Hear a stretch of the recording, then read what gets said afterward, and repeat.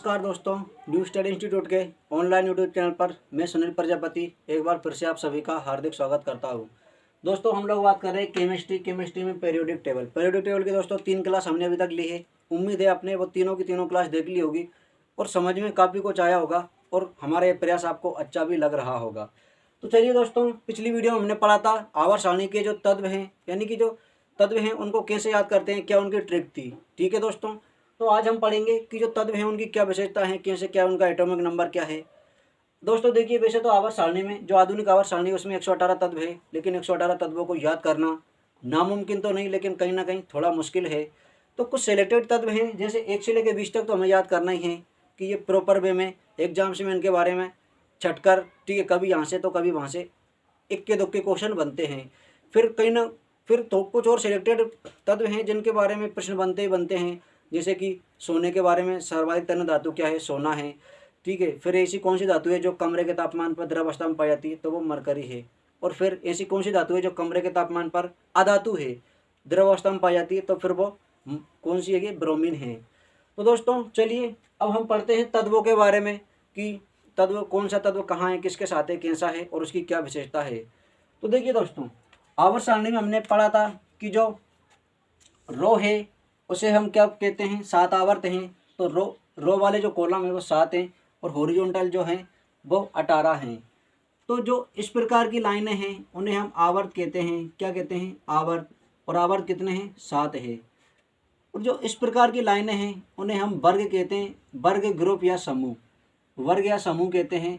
और समूह कितने हैं आवर्त सारणी में, 18 समूह हैं। कितने हैं दोस्तों, 18। अब देखना दोस्तों, आज की क्लास बहुत इंपॉर्टेंट होने वाली है। ज़्यादातर क्वेश्चन यहीं से बनते हैं और जो पिछली क्लास थी वो ज़्यादातर क्वेश्चन यहाँ से और वहाँ से बनते हैं। वैसे इंपॉर्टेंट तो सभी है, लेकिन ज़्यादा महत्व हमें किसे देना है। देखिए कि आवर्त सारणी में 7 आवर्त हैं और 18 वर्ग हैं। अब इस 7 आवर्त का बड़ा महत्व है। देखना, ये आवर्त सारणी है, ध्यान से देखिए ऐसे। क्या दोस्तों, ये आवर्त सारणी ऐसे ध्यान से देखिए। इसमें मैं बना देता हूँ छोटी सी, ये हमारी आधुनिक आवर्त सारणी है। क्या है दोस्तों, ये हमारी आधुनिक आवर्त सारणी है, ये कुछ इस प्रकार की। अब इसमें तत्वों को वर्गीकृत किया गया है। क्या दोस्तों, तत्वों को वर्गीकृत किया गया है, 118 तत्वों को जमाया गया है इसमें, 118 तत्वों को। तो अब देखिए, ये बना ली हमने समझने के लिए, प्रॉपर वे में बन पाए या ना बन पाए। ये है हमारी आधुनिक आवर्त सारणी, जो किसने दी, हेनरी मोसले ने दी, जिसमें क्या है, 7 आवर्त हैं और 18 वर्ग, ग्रुप या समूह हैं। तो ये हमने बनाए, देखो 1 2, ये 3, ये 4, ये 5 और ये 6 और 7। अब दोस्तों देखिए, बड़ी गहराई की बात है, ध्यान से देखना और ध्यान से समझना। हो सकता है आपको पहले से पता हो, लेकिन फिर भी समझने की ज़रूरत है। ये बन गए क्या, 1 2 3 4 5 6 7 8 9, एक कम रह गया तो ये 10 हो गए। फिर ये 1 2 3 4 5, एक कम है ये, तो ये 6 हो गए। अब देखते हैं ये 18 हैं क्या पूरे के पूरे। तो 1 2 3 4 5 6 7 8 9 10 11 12 13 14 15 16 17 18, यानी हमारी आवर्त सारणी सही बन गई है। ये आवर्त सारणी में 18 वर्ग हैं और 7 आवर्त हैं। वर्ग को ऐसे गिनते हैं और आवर्त को यूँ गिनेंगे, देखो 1 आवर्त, 2 आवर्त, 3 आवर्त, 4 आवर्त। अब दोस्तों ध्यान से देखिए कि पहले आवर्त में कितने तत्व हैं। क्या दोस्तों, पहले आवर्त में कितने तत्व हैं। तो आवर्त को हम यूँ गिनेंगे, लेफ्ट टू राइट जाएंगे तो हमें पता चलेगा कि पहले आवर्त में 2 ही तत्व हैं, एक है हाइड्रोजन और एक है हीलियम। क्या दोस्तों, एक है हाइड्रोजन और एक है हीलियम। पहले आवर्त में 2 तत्व हैं। दूसरे आवर्त में, अच्छा ये यहाँ से थोड़ा मिटेगा, ये मुझसे मिस्टेक हो गई। ये दूसरे आवर्त में 8 तत्व हैं, तीसरे आवर्त में 8 तत्व हैं। फिर एक यहाँ पर ये लेंथेनाइट श्रेणी है और ये जिसके जस्ट नीचे ये एक्टेनाइट श्रेणी है, उसको नीचे बनाया गया है। कहाँ पर, ये मैं लेंथेनाइट और एक्टेनाइट भी बना दूँ कि ये इस प्रकार से कुछ लेंथेनाइट और एक्टेनाइट श्रेणी है, ये जिसमें 14 तत्व हैं। कितने हैं दोस्तों, 14 तत्व लेंथेनाइट और एक्टेनाइट में रखा गया है। जिसमें स्पेशल जो लेंथेनाइट श्रेणी है उसमें रेडियो सक्रिय तत्वों को रखा गया है। दोस्तों आज जो मैं बता रहा हूँ या फिर पढ़ा रहा हूँ, ये एक एक बात वेरी वेरी इंपॉर्टेंट है, एग्जाम कोई सा भी हो। तो इसमें जो ऊपर वाली है ये लेंथेनाइट है और नीचे वाली एक्टेनाइट है। इनमें 14 तत्व हैं। ये मैं लाइनें बना दूं, देखो ये 14 तत्व हैं लेंथेनाइट और एक्टेनाइट में। 1 2 3 4 5 6 7 8 9 10 11 12 13 14, एक ज़्यादा हो गई। ये 14 तत्व इनमें हैं, जिसमें जो ये लेंथेनाइट है और ये एक्टेनाइट है। तो लेंथेनाइट श्रेणी है, इसमें रेडियो सक्रिय तत्वों को रखा गया है। देखिए दोस्तों कि पहले आवर्त में 2 ही वो हैं तत्व, दूसरे आवर्त में 8 तत्व हैं, तीसरे आवर्त में भी 8 तत्व हैं, चौथे आवर्त में 18 हैं। देखो मैं लिख दूं, पहले आवर्त में 2 तत्व हैं, दूसरे में 8, तीसरे में 8, चौथे में 18, ठीक है, पाँचवें में भी 18 और छठे में 32 और सातवें में भी 32 तत्व हैं। यानी 2 8 8 18 18 32 32। अब इनको जोड़ो, देखो 32 और 32 64, 18 और 18 36, 64 और 36 100, 100 8 और 8 16, 16 और 2 18, यानी कुल 118 तत्व हैं। किस श्रेणी में उन्हें जमाया गया है? 2 8 8 18 18 और 32 32 में उन्हें जमाया गया है। ये 2 तत्व ये हैं, फिर ये 8 हैं, फिर 8 हैं, फिर 18 हैं, फिर 18 है, फिर 32 और 32। तो इस प्रकार से तत्वों को जमाया गया है। अब ये जो 2 8 8 18 18 32 32 है, याद कीजिए परमाणु स्ट्रक्चर, एटॉमिक स्ट्रक्चर की जो मैंने आपको क्लास बताई थी, उसमें 7 आवर्त थे। सॉरी दोस्तों, उसमें 7 कक्षाएं थी। क्या थी? 7 कक्षाएं थी। KLMNOPQ। क्या दोस्तों? KLMNOPQ। उस 7 कक्षाओं में इलेक्ट्रॉन को व्यवस्थित किया था। मैंने ये भी बताया था कि ये तो इसका सूत्र है, लेकिन इसका आवर्त सारणी में या फिर हम तत्वों के बारे में पढ़ेंगे, उसमें बड़ा महत्व आएगा उनकी संयोजकता ज्ञात करने में। तो जो पहला वो था कक्षा, उसमें केवल 2 ही इलेक्ट्रॉन थे। तो देखो यहाँ पर भी 2 ही इलेक्ट्रॉन है। दूसरी कक्षा में 8 थे, यहाँ पर भी 8 है। अब तीसरी कक्षा में उसमें कितने आए थे? 18। लेकिन इसकी क्या उप कक्षाएं भी आ जाती हैं। क्या आ जाती हैं दोस्तों? उप कक्षाएं भी। तो यानी कि पहली कक्षा में अधिक से अधिक 2 इलेक्ट्रॉन हो सकते हैं, दूसरी कक्षा में अधिक से अधिक 8, तीसरी कक्षा में अधिकतम 8 इलेक्ट्रॉन हो सकते हैं, चौथी कक्षा में अधिकतम 18, पाँचवीं कक्षा में अधिकतम 18, छठी में 32 और सातवीं कक्षा में अधिकतम 32 इलेक्ट्रॉन हो सकते हैं। इससे अधिक नहीं हो सकते।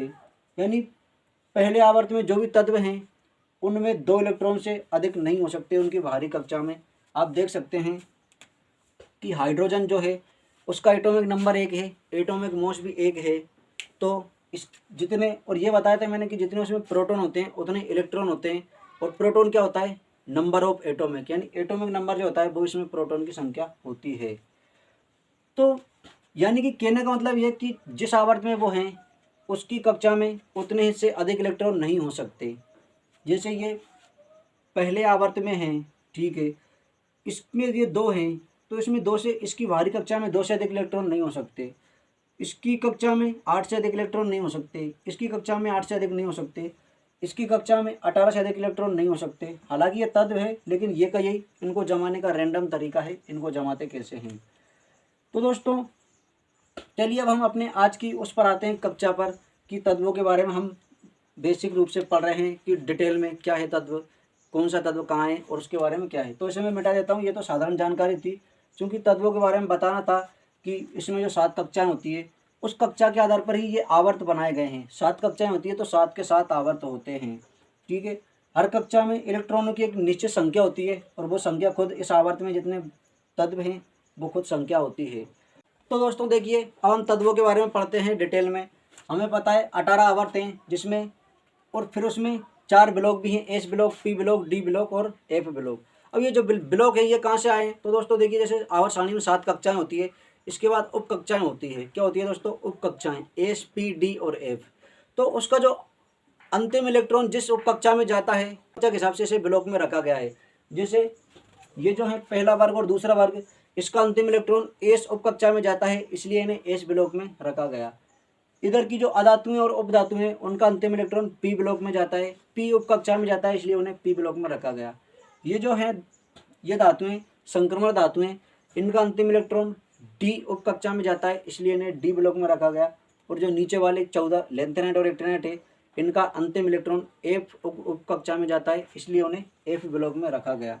तो दोस्तों देखिए, पहली यानी जो पहला वर्ग है उसमें कितने तत्व हैं, उसमें हैं एक हाइड्रोजन है।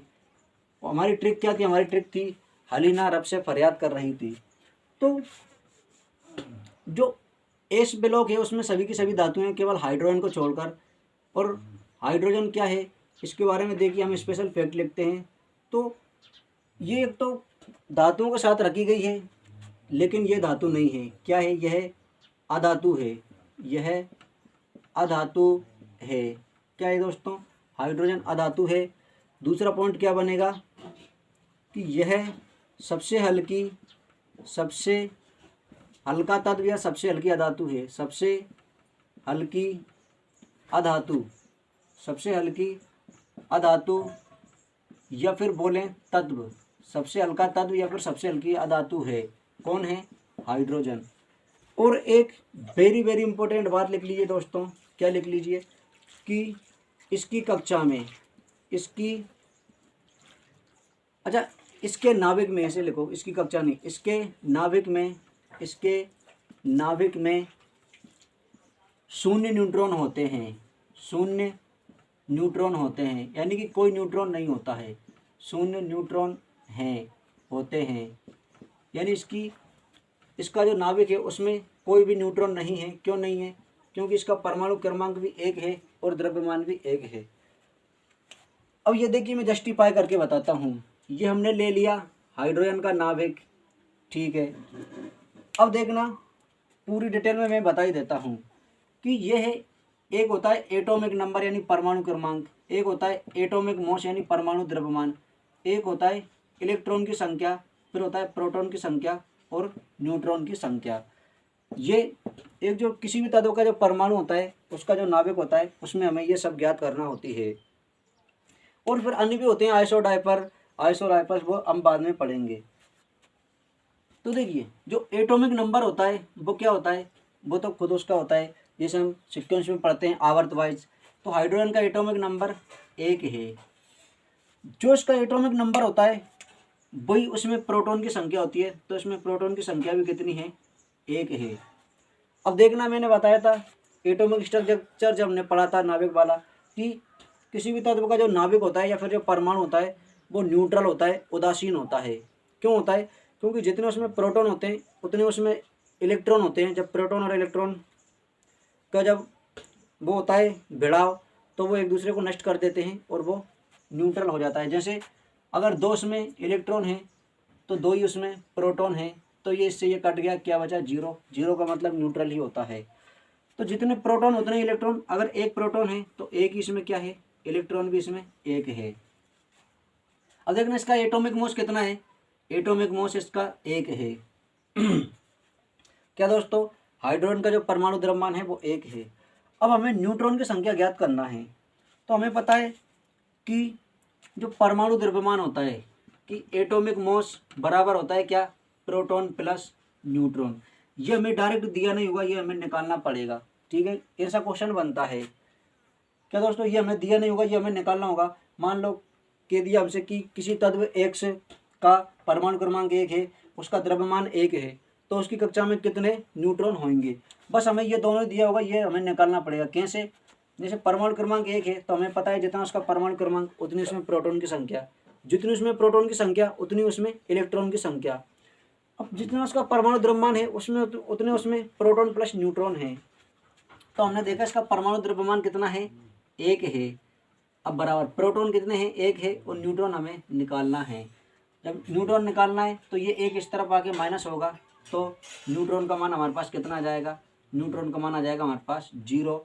तो ये वेरी वेरी इंपॉर्टेंट क्वेश्चन है कि आवर्त सारणी का एकमात्र कौन सा तत्व है जिसकी कक्षा या फिर जिसके नाभिक में 1 भी न्यूट्रॉन नहीं है, तो वो तत्व हमारा हाइड्रोजन है। क्या है दोस्तों, हाइड्रोजन वह हमारा तत्व है जिसकी कक्षा में 1 भी न्यूट्रॉन नहीं है। गांठ बांध कर रख लीजिए दोस्तों, किसी न किसी एग्जाम्स में या किसी न किसी शिफ्ट में ये क्वेश्चन आएगा बिल्कुल, चाहे वो रेलवे हो या फिर NTPC हो। तो दोस्तों देखिए, इसे मैं मिटा देता हूँ एक और देखिए, जो हाइड्रोजन है इसका एक और गुण क्या है, इसे मैं साफ कर दूं और लिखता हूँ। तो देखिए दोस्तों, हाइड्रोजन का अगला गुण क्या है कि इसका जो ज्वलन ताप है, कि इसका ऊष्मीय मान ले लिखो या फिर ज्वलन ताप लिखो, इसका ऊष्मीय मान सर्वाधिक है। क्या दोस्तों, इसका जो ऊष्मीय मान है ये सबसे अधिक है, सर्वाधिक है, यानी कि इसको हम जलाएंगे तो ये सबसे अधिक ऊष्मा देता है। जैसे मान लो, और कितना है कि 1 ग्राम जो हाइड्रोजन है, लिख लो, इसका जो ऊष्मीय मान है वो कितना है कि 1 ग्राम हाइड्रोजन से लगभग 150 किलो कैलोरी ऊर्जा प्राप्त होती है। कितनी दोस्तों, 1 ग्राम हाइड्रोजन से 150 किलो कैलोरी ऊर्जा प्राप्त होती है लगभग में। यानी कि मान लो 1 ग्राम हाइड्रोजन हमने जलाया और हमें 150 किलो कैलोरी ऊर्जा प्राप्त हुई, क्योंकि ऊर्जा का जो मात्रक है वो कैलोरी होता है। ऐसा कोई सा भी नहीं है, जैसे मान लो उदाहरण के लिए ले रहे हैं, अब वो होता है या नहीं होता है। जैसे हमने लकड़ी को जलाया तो 1 ग्राम हमने लकड़ी को जलाया तो मान लो उससे हमें 5 किलो कैलोरी ऊर्जा प्राप्त हुई। कोयले को जलाया उसे 15 किलो कैलोरी ऊर्जा प्राप्त हुई, या फिर किसी और को जलाया। तो ऐसा कोई भी तत्व नहीं है जो हाइड्रोजन से ज़्यादा ऊष्मा दे सके। तो इसलिए हाइड्रोजन का जो ऊष्मीय मान है सबसे अधिक कितना है, 150 किलो कैलोरी। फिर ये थी हाइड्रोजन के बारे में बेसिक जानकारी। अब इसके बाद बाकी जो है वो सभी धातुएं हैं पहले वर्ग में, पहले वर्ग की। और जो पहले वर्ग है उसे हम क्या कहते हैं, उन्हें हम 4 धातुएं कहते हैं। केवल हाइड्रोजन उसमें एक एक्सेप्शन से, वो एक अधातु है या फिर गैस है। तो देखते हैं दोस्तों, इसे मैं मिटाता हूँ 4 धातुओं के बारे में, उनकी क्या डिटेल है, उनकी क्या इन्फॉर्मेशन है। तो दोस्तों देखिए अब क्या है, अब मैं लिख दूँ कि ये है लीना, यानी कि लिथियम है। क्या है, लिथियम। अब लिथियम क्या है, तो इसका सबसे बड़ा गुण है क्या, अगर पहला ही प्रश्न बन जाए कि यह सबसे हल्की धातु है। क्या है दोस्तों, सबसे हल्की धातु है। क्या है दोस्तों, ये सबसे हल्की धातु है। ठीक है, सबसे हल्की धातु कौन सी है, लिथियम है।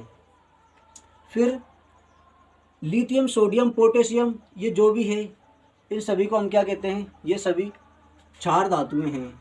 तो ये भी एक क्या है कि यह एक क्षार धातु है। कैसी धातु है, क्षार धातु है। केवल लिथियम ही क्षार धातु नहीं है, इस वर्ग में जितनी भी धातुएं हैं वो सभी की सभी कैसी है, क्षार धातुएं हैं। ये भी एक क्षार धातु है। और इस वर्ग की जितनी भी धातुएं हैं, क्या दोस्तों, पहले वर्ग की जितनी भी धातुएं हैं उन सभी को हम केरोसिन या फिर जो केरोसिन के तेल में डुबो कर रखते हैं। किस में रखते हैं, लिथियम, सोडियम, पोटेशियम जो भी होता है, इन सभी को हम यह लिख दूँ मैं कि इस वर्ग की सभी धातुओं को, इस वर्ग की सभी धातुओं को किस में रखते हैं हम, केरोसिन के तेल में डुबो कर रखते हैं। केरोसिन के तेल में डुबो कर रखते हैं। किस में दोस्तों, केरोसिन के तेल में डुबो कर रखते हैं। ठीक है दोस्तों, lithium, sodium, potassium, gallium, francium और स्ट्रांसियम, इन सभी को हम किस में रखते हैं, केरोसिन के तेल में डुबोकर रखते हैं। और ये सभी धातुएं कैसी है, ये क्षार धातुएं हैं। कैसी धातुएं हैं दोस्तों, क्षार। ये धातुएं जो है ये अम्ल और पानी से अभिक्रिया करके क्या, ज्वाला उत्पन्न करती है, यानी कि जल जाती हैं। क्या दोस्तों, जैसे सुना होगा कि ऐसी कौन सी धातु है जो पानी से अभिक्रिया या फिर पानी में जलने लगती है, तो वो सोडियम है। तो केवल सोडियम ही नहीं, स्पेशल वो सोडियम को लेकर आता है। इस वर्ग की जितनी भी धातुएं वो सभी पानी से अभिक्रिया करती है। कौन कौन सी है मैं लिख दूँ, सभी धातुएं देखो, लिथियम, सोडियम, पोटेशियम, लीना, फिर र्यूबिडियम और एफआर यानी कि फ्रांसियम। क्या, एफआर यानी कि फ्रांसियम। ये सभी धातुएं क्या करती हैं, उनसे अभिक्रिया करती हैं। किससे करती हैं, जल से और अम्ल से, और आग उत्पन्न करती है। क्या लग जाती है, आग। जैसे सुना होगा आपने कि जो जादूगर होते हैं वो पानी में आग लगा देते हैं। तो वो कैसे लगाते हैं, वो पानी में आग नहीं लगाते, वो पानी में सोडियम डाल देते हैं, जिससे पानी में आग लग जाती है। क्या दोस्तों, पानी में सोडियम डाल दिया और पानी में आग लग गई और बस। और हाँ, जस्ट मैं बताना भूल गया या फिर मेरे दिमाग से स्किप हो गया होगा, कभी आपने देखा होगा कि किसी ने ऐसे फूंका और आग लग गई। तो वो होता क्या है, देखना, जो हाइड्रोजन है ये क्या करता है, हमने इससे जस्ट पहले हाइड्रोजन के बारे में पढ़ा कि अगर इसको वायुमंडल में खुला छोड़ दिया जाए तो ये स्वतः ही जलने लगती है अपने आप, ऑक्सीजन से अभिक्रिया करके। किससे दोस्तों? ऑक्सीजन से अभिक्रिया करके। तो अगर पूछा जाए कि मतलब जादूगर जो होते हैं वो आग लगाते हैं इसे फूंक कर, उसमें किस गैस का उपयोग करते हैं? तो किसका करते हैं? हाइड्रोजन का। और ये जो है ये सभी, इनको हम क्या, मिट्टी के तेल यानी केरोसिन में डुबो कर रखते हैं और ये पानी से अभिक्रिया करती है, जल पर इन्हें जल पर डालने पर आग लग जाती है। तो दोस्तों ये थी 4 धातुएं। अब हम अगली स्क्रीन पर 4 ही धातुओं के बारे में देखते हैं। अब यानी कि जो विशेषता लिथियम की है वो सभी इन सब की है, बस लिथियम की एक ये विशेषता अलग है कि ये सबसे हल्की धातु है। इसके बारे में इनका हम परमाणु क्रमांक और परमाणु द्रव्यमान भी देख लेते हैं। देखिए कि जो लिथियम है इसका कितना है, इसका परमाणु क्रमांक 3 है और परमाणु द्रव्यमान कितना है? 7 है। क्या दोस्तों? परमाणु क्रमांक 3 है और परमाणु द्रव्यमान 7 है। सोडियम जो है इसका कितना है? इसका 11 है और जो परमाणु द्रव्यमान है वो 23 है। क्या दोस्तों? 23 है। अब देखना, अभी जैसे मैंने आवर्त सारणी बनाई थी उसमें मैंने ऐसे लिखा था 2, 8, 8, 18, 18, 32 और 32। ये वेरी इंपॉर्टेंट है अगर हमें किसी का भी परमाणु क्रमांक निकालना है तो। और परमाणु द्रव्यमान तो लगभग परमाणु क्रमांक के दुगने के बराबर होता है, लगभग दुगने के बराबर। तो देखना, अब हाइड्रोजन तो एक एक्सेप्शन से ही, क्यों एक्सेप्शन से? क्योंकि हाइड्रोजन को कहीं पर भी देखो वो अपवाद ही अपवाद है। एक तो क्या, सभी तत्वों की के जो नाभिक में हैं न्यूट्रॉन होते हैं, हाइड्रोजन के नहीं है, वो अपवाद हो गया। हाइड्रोजन को धातुओं के साथ रख दिया, वो अपवाद हो गया। हाइड्रोजन को आवारा तत्व कह दिया, हर किसी के साथ अभिक्रिया कर लेता है और इसे आवर्त सारणी में कहीं पे भी स्थान नहीं मिला। तो परमाणु द्रव्यमान लगभग दुगने के बराबर होता है, हाइड्रोजन का 1 है तो वो अपवाद हो गया। अब देखना, सबसे पहले क्या था? हाइड्रोजन था, उसका 1 था। कितना था? 1 द्रव्यमान, 1 उसका परमाणु क्रमांक था। तो देखो 1 में जब हमने ये 2 जोड़ा तो ये 3 आ गया, 3 में ये 8 जोड़ा तो 11। अब 11 में ये वाला 8 जोड़ेंगे तो कितने पर आ गए हम? 19 पर। और इसका जो द्रव्यमान होता है वो होता है 39 या लगभग 40। अब देखो सबसे पहले हमने 2 जोड़ दिया, फिर 2 जोड़ दिया, 8 जोड़ा, फिर 8 जोड़ा, अब कितना जोड़ेंगे? 18 जोड़ेंगे। तो 2, 8, 8, 18। तो देखो 19 में 18 जोड़ा तो कितना हुआ? 37। और इसका लगभग 74, 75 या ऐसे होता है 75 दशमलव कुछ। तो हमें ज़्यादा तक जाने की जरूरत नहीं है, बस हमें तो 19 यानी 20 तक पढ़ना है। 19वां इसमें आ गया, 20वां अगले आवर्त में आएगा, अगले वर्ग में। किस में आएगा दोस्तों? अगले आवर्त में आएगा। तो बस किसी का भी निकालो, अगर हमें पता है, मान लो पूछा है कि फ्रांसियम का परमाणु क्रमांक कितना है, हमने याद नहीं किया, अब क्या करें? क्या छोड़कर आएंगे प्रश्न को? नहीं आएंगे। हम देखेंगे अपनी वो ट्रिक है, उसमें फ्रांसियम कहाँ आता है? हेलिना करो रब से फरियाद, फरियाद में फ्रांसियम है। तो हेलिना करो रब से फरियाद, इन सभी को जोड़ दिया। क्या किया? इन सभी को जोड़ दिया। ठीक है, फ्रांसियम हमारा यहाँ आ रहा है कितने नंबर पर? ये हाइड्रोजन है 1, 2, 3, 4, 5, 6 नंबर पे आ रहा है। तो देखो 1, 2, 3, 4, 5, 6, इन सभी को हम जोड़ देंगे। क्या करेंगे? जोड़ देंगे। तो 2 और 8 10, 10 और 8 18, 18 और 18 36, 36 और 18 54, 54 और 32 86। तो इसका जो परमाणु क्रमांक है वो कितना रहेगा? 86 रहने वाला है। ठीक है, तो किसी का भी निकाल सकते हैं हम। क्या दोस्तों? किसी का भी हम निकाल सकते हैं। तो अगला देखते हैं दोस्तों, ये तो हमारा पहला वर्ग है दूसरे वर्ग के।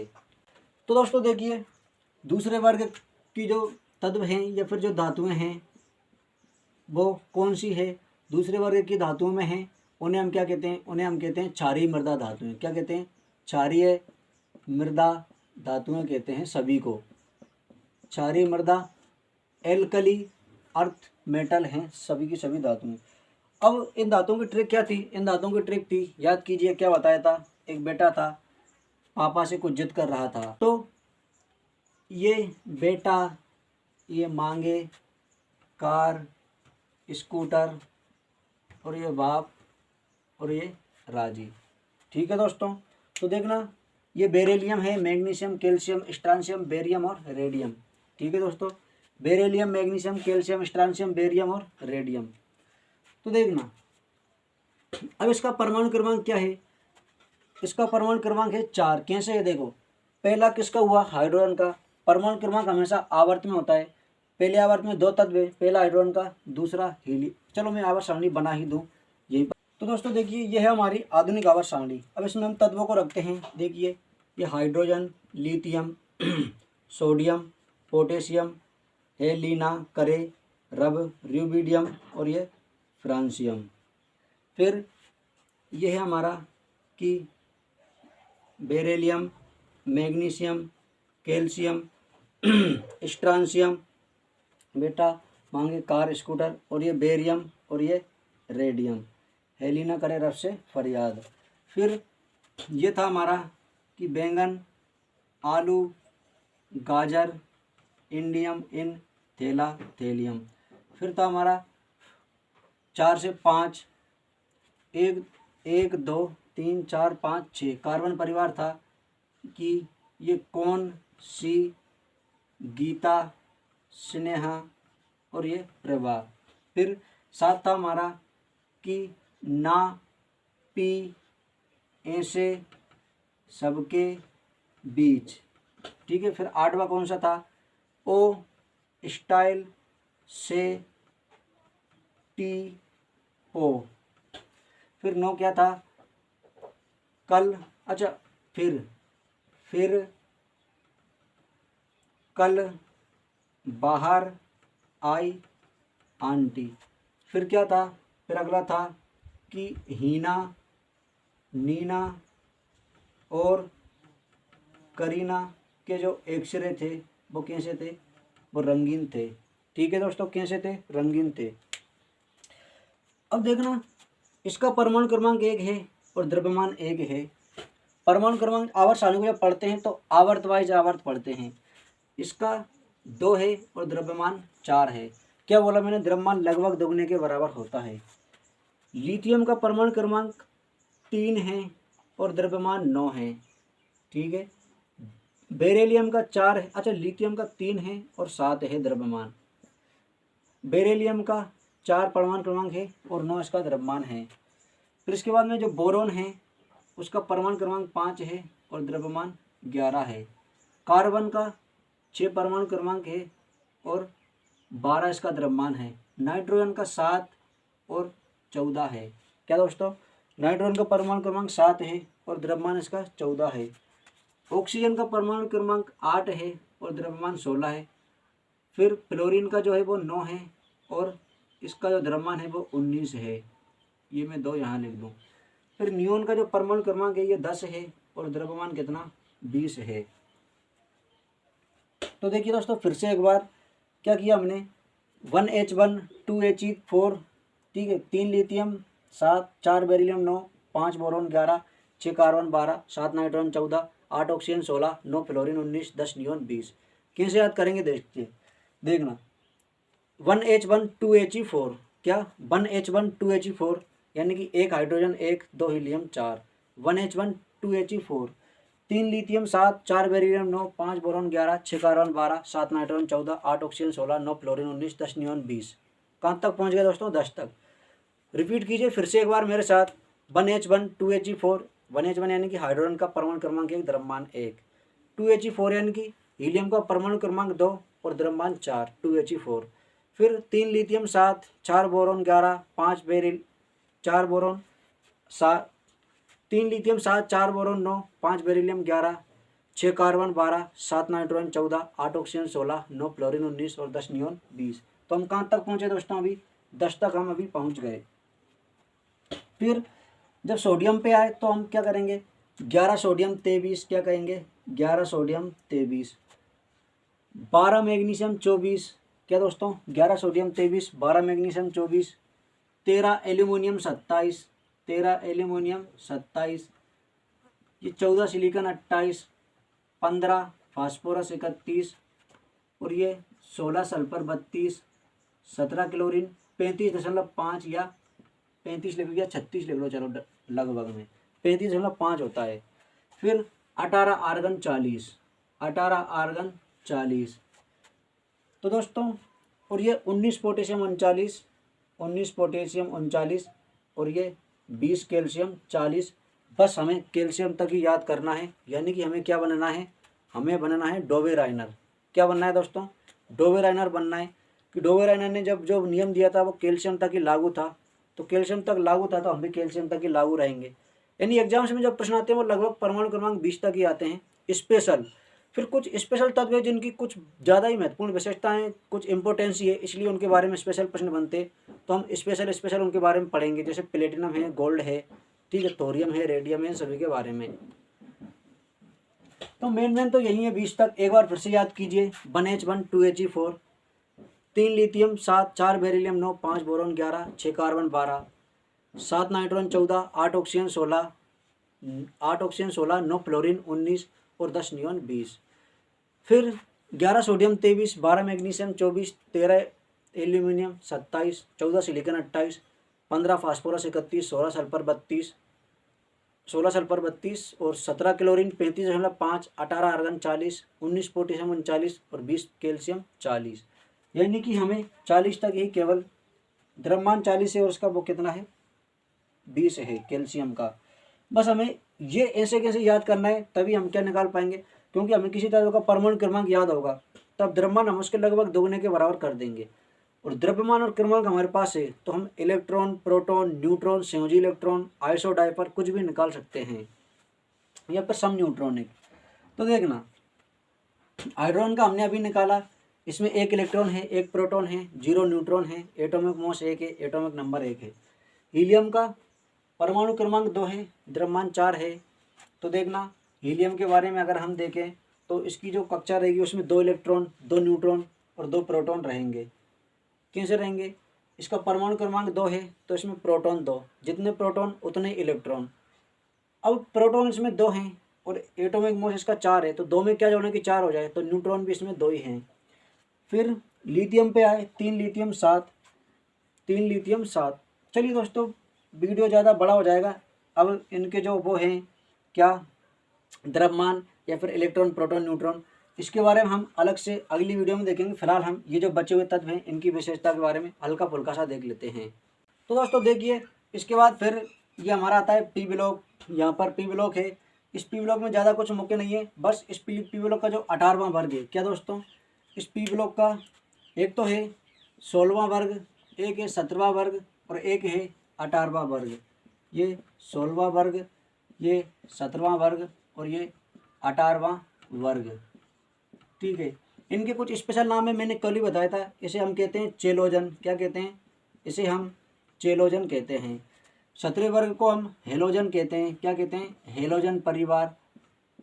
और जो 18वां वर्ग है इसको वेरी वेरी इंपॉर्टेंट, ये जो है ये इनर्ट गैसें हैं, क्या है, इनर्ट गैसें हैं। इनर्ट गैस, अक्रिय गैस या जीरो गैस, इनर्ट गैस, अक्रिय गैस या फिर जीरो गैस, शून्य ग्रुप, जीरो गैस या शून्य ग्रुप इसे कहते हैं, ठीक है दोस्तों। अब इनके जो तत्व हैं उनकी ज़्यादा तो कुछ विशेषता नहीं है, लेकिन अब मैं अगली वीडियो में अपन जब पढ़ेंगे किसके बारे में, कि जो तत्व है उनके परमाणु क्रमांक, परमाणु द्रव्यमान, इलेक्ट्रॉन, प्रोटॉन, न्यूट्रॉन, संयोजी इलेक्ट्रॉन कौन क्या कैसे है, तब देख लेंगे। एक एक दो फैक्ट बनते हैं, ज़्यादा कुछ इंपॉर्टेंट तो बनते नहीं हैं। तो दोस्तों आज की वीडियो में इतना ही, अब मिलेंगे हम अपनी अगली वीडियो में। वीडियो अगर आपको पसंद आई तो वीडियो को लाइक करें, चैनल पर अगर नहीं हो तो सब्सक्राइब करें और अपने दोस्तों के साथ शेयर करें, ठीक है दोस्तों। मिलेंगे अगली वीडियो में, तब तक के लिए thank you, take care, bye bye.